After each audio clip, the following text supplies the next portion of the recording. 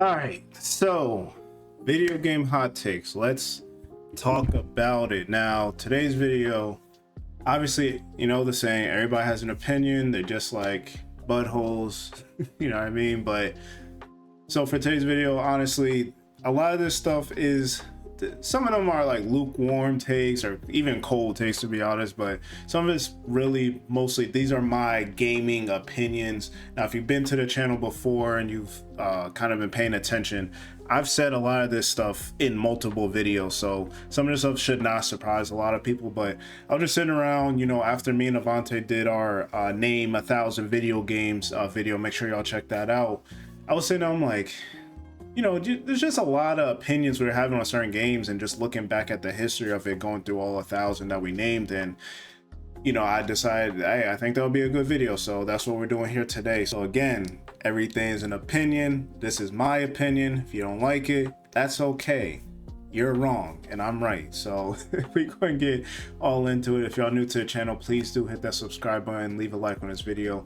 Let's get right into it. So my first hot take of the day is going to be that exclusive content is a good thing. Now, this isn't necessarily about exclusives like, oh, should, you know, games go multi-plat or not or anything like that. What I'm talking about specifically is, so back in the day, games would have certain differences depending on the version you got. And I'm not talking about, you know, updated versions of the game or anything like that. I'm talking about games that came out at the same time. So first example I want to give is like Soul Calibur 2 right here. You see Soul Calibur 2 on the GameCube has Link on the front because Link was a playable character.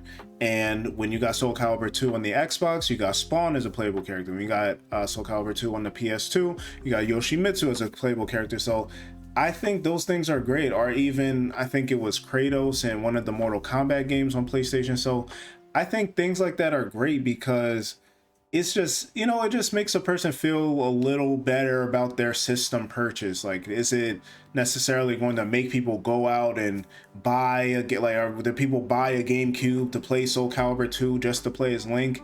Maybe a handful of people, I doubt it, but I just think that's like a cool thing that they should have in video games. And I think it makes it better for support on certain systems as well. So like if certain people, let's say you only have let's say you have multiple consoles and you're like, oh, I want to buy this game, and you're like, okay, what should I play it on? And then you see, oh, on this system it has this character or this type of feature or this level or whatever extra thing they add into it, that brings some more support to that ecosystem. So I think, you know, that's one of those things that I'm not familiar if this is still a thing, but I think, you know, fighting games definitely were good for it. I think Call of Duty, they used to have like early access to certain map packs and stuff like that, which definitely, as big as Call of Duty was an incentive for people to buy systems and things like that. So I think that's something that should come back in video games. I don't think it's necessarily a bad thing. That's the type of exclusivity I think everybody can get behind.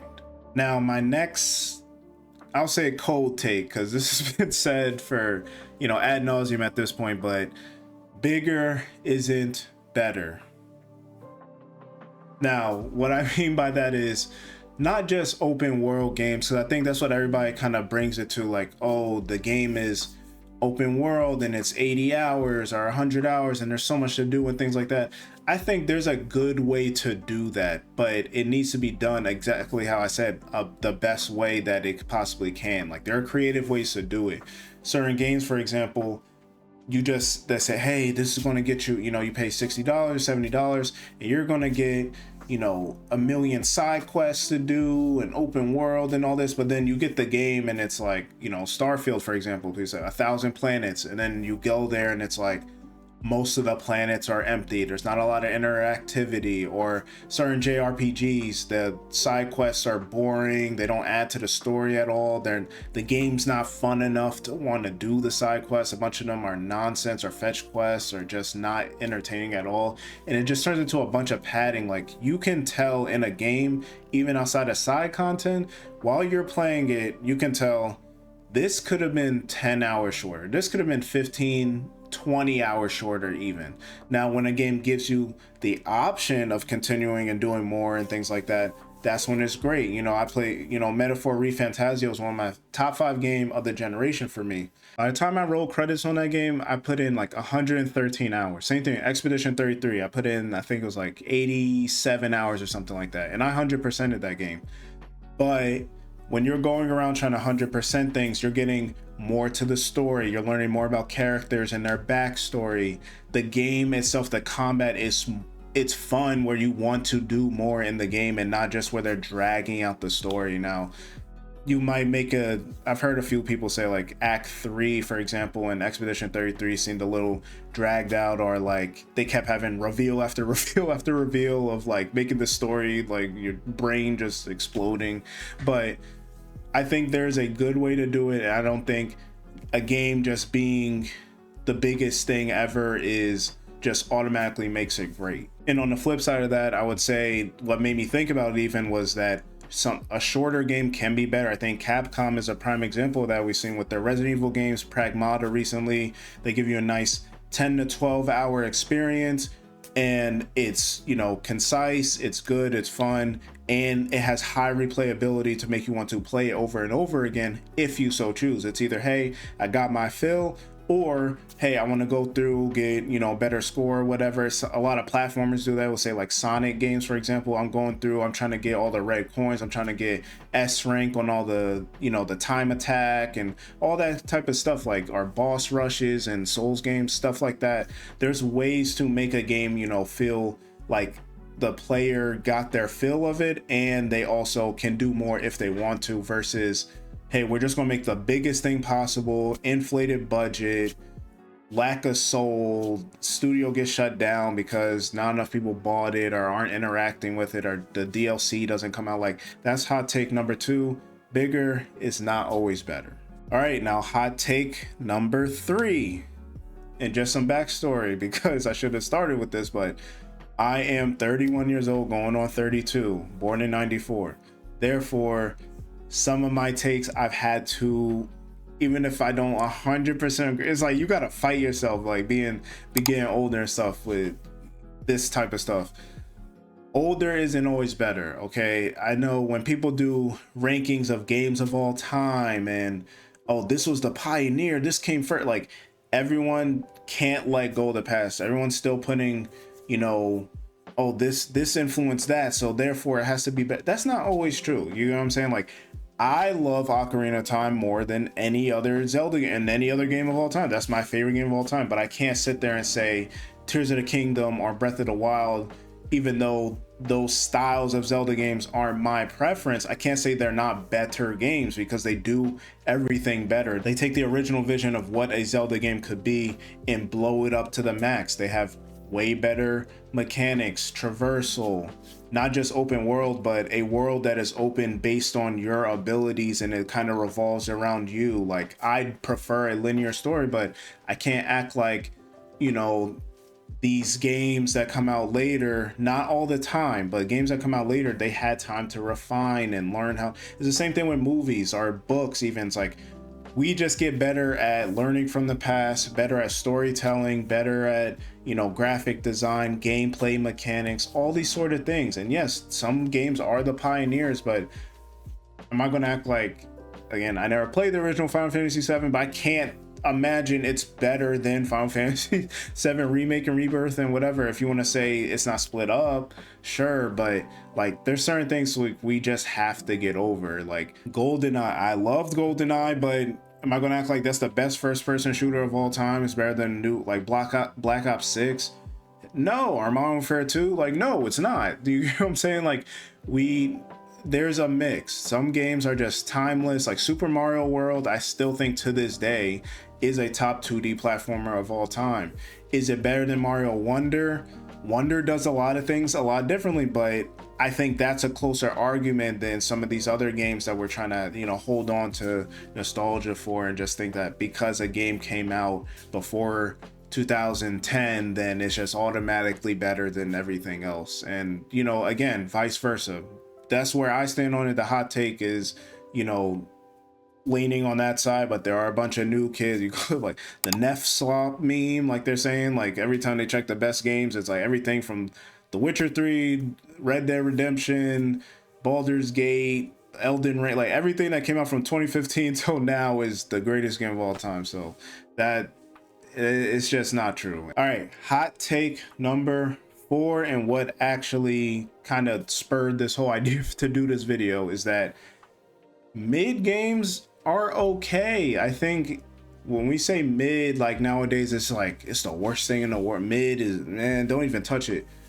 I'm not saying spend $70 on it unless you want to, but there are a lot of mid games that aren't, you know, going back to when we talk about like older games, or even you think about, unfortunately, it has the bad stigma of what you call Game Pass games. Mid games aren't necessarily not worth your time. I think there are plenty of, if you want to talk about recently, I'd say like a mid game, like South of Midnight to me, it's a mid game based on like everything surrounding it as a whole. I think the visuals are spectacular, the audio design is spectacular, the voice acting is spectacular, the story is spectacular, but the repetitiveness of the combat and, you know, the platforming just being kind of mad, like stuff like that, it makes it a mid game overall, but it doesn't mean like it's not worth your time. There are plenty of games that are scoring higher than, let's say, what's it called, Crimson Desert. That game sold over 5 million copies. People are pointing out the things they don't like about it, but they're having so much fun on it, and it's at a 77 on Metacritic. So it's like, clearly that should mean mid, but because it's a big open world action game, people don't want to call it that, because they're like, you can tell if you watch any reviews from people who like Crimson Desert, they are holding back so hard from using the word mid, but it is almost the I mean, I know the definition should be like a 5 or 6, but what I mean by mid is like that 6.5 to 7, maybe even 7.5. Like nowadays, I don't like this masterpiece or nothing mentality that a lot of people have. There are plenty of games I played that are mid, good, or maybe even great, but they're not like the most spectacular thing ever, and they're good. If we want to go back in the day, like you know, we get nostalgic, like Glover, which this just came out on the Switch actually.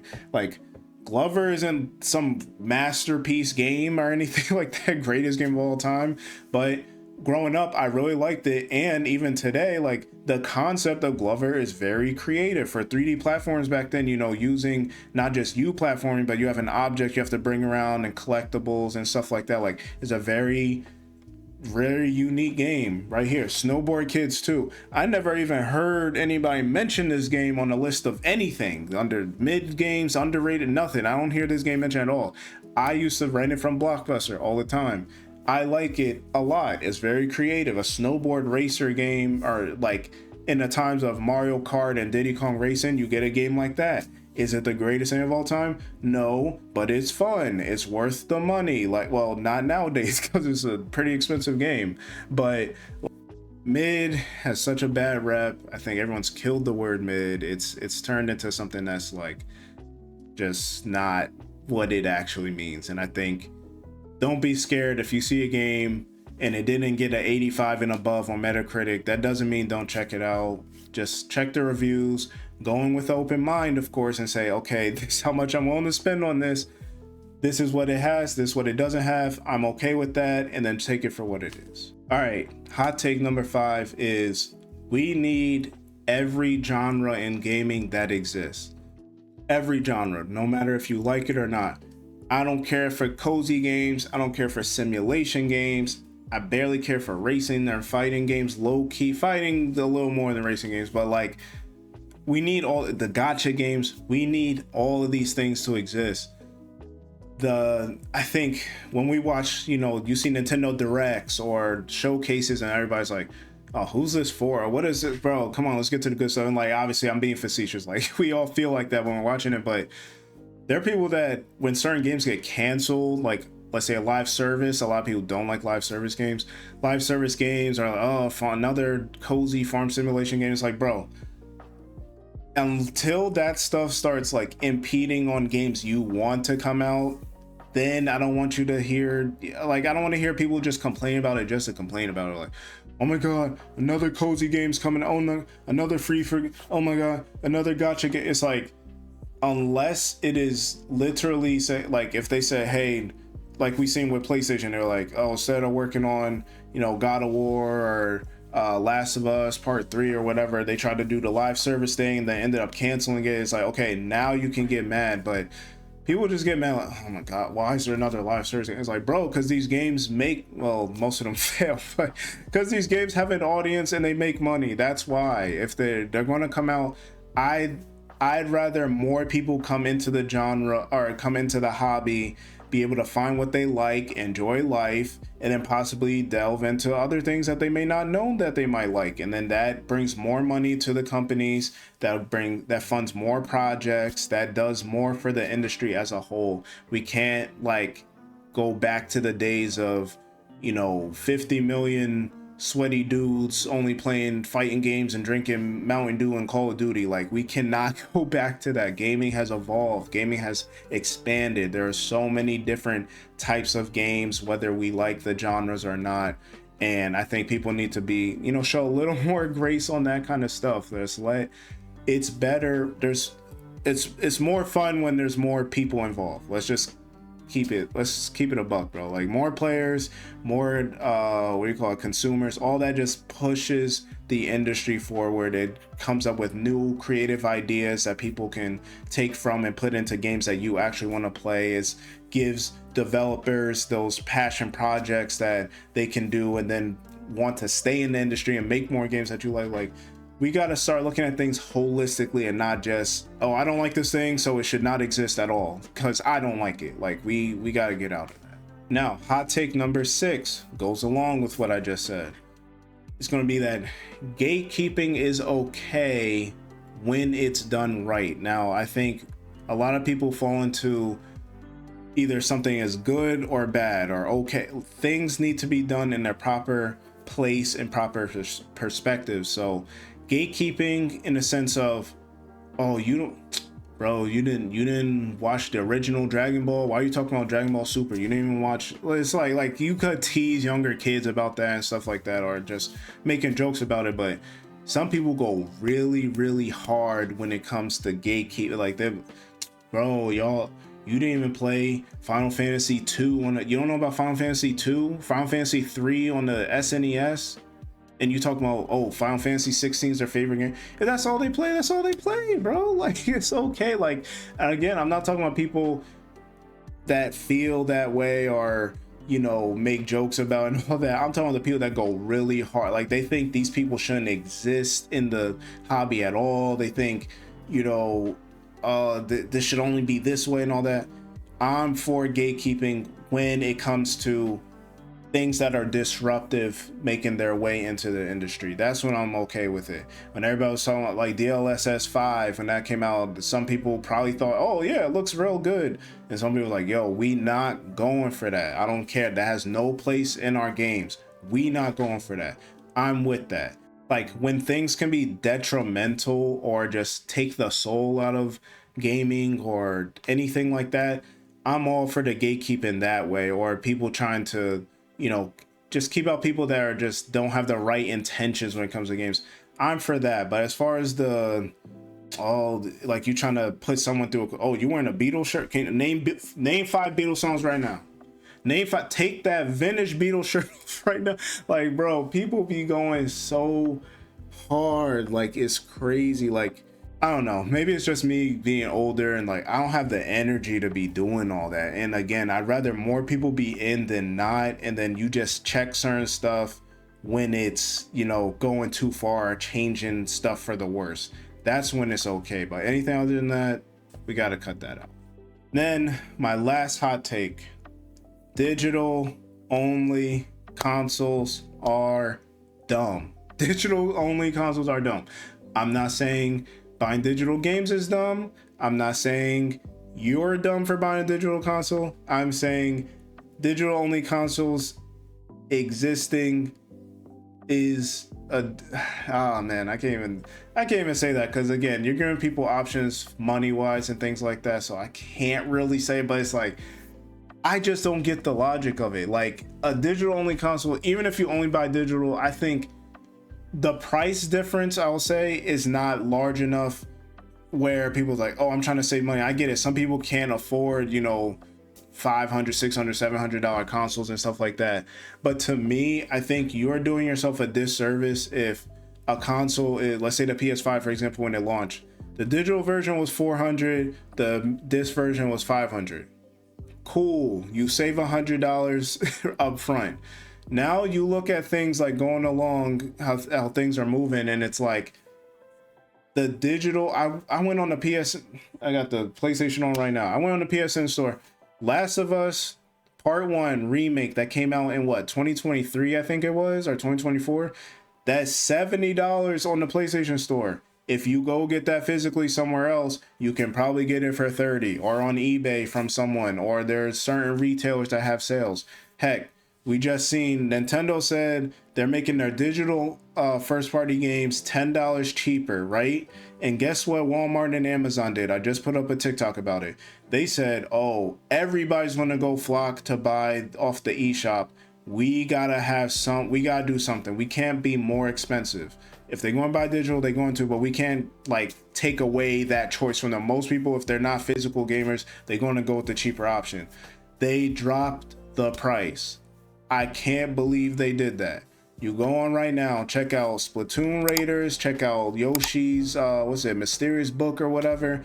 Those games are matching the digital price. Actually, they're like 10 cents cheaper. That is the power of having that choice. Now, for people that are digital only, it's like, okay, I didn't have a choice in that. But if you don't want to be forced into that, you got to have the options, bro. Like, I think digital only consoles are just doing a disservice to people. You can't share games with your friends unless you do the whole log in on each other's console and then the DRM and all. Like, there's just too much complication. Back in the day, it'd be like, yo, I let my friend borrow Mass Effect 2, I let my friend borrow Portal 2. He let me borrow Mass Effect 2, one of the best games. Both of those were one of the best games, especially of that era. 2011 was crazy. That couldn't happen if I have a digital only console. The library, I've been championing the library. They got Pocopia. I'm about to pick up Pragmata from them. Like, if I had a digital only console, I wouldn't be able to do that. I don't have a choice. I gotta either wait for a sale or spend $70. I can't buy games off eBay. I can't, and that's gonna be the really funny thing. Later down the line, if people still keep these consoles, like how people are going like retro shopping on like eBay and stuff, or you know, GameCube games or Super Nintendo games and stuff like that, or you know, PS2 games, how are you going to do that? You're not. Now you could say I don't care to do that, but I just think in the long run, I just think you save so much more money, and you can get your money back, and you have a bigger access to a wider selection of games when you have physical. Like again, I buy digital games as well. I'm not saying cut that out. I'm just saying limiting yourself from the options just to save $100 in the long run doesn't make any sense. That's just how I feel about it. I can't, like, I don't see the argument for digital only consoles in general. I don't. Outside of that initial money you save in the beginning, there's nothing else that I think makes a digital console even worth existing. All right, so those are my 7 gaming hot takes. Y'all let me know, which of these am I off on? What am I right on? What was a cold take? You know, y'all let me know everything in the comment section down below. Leave a like or dislike, just interact with the video. I don't really care. Subscribe if you haven't already. I appreciate you guys, and I'll catch you on the next video.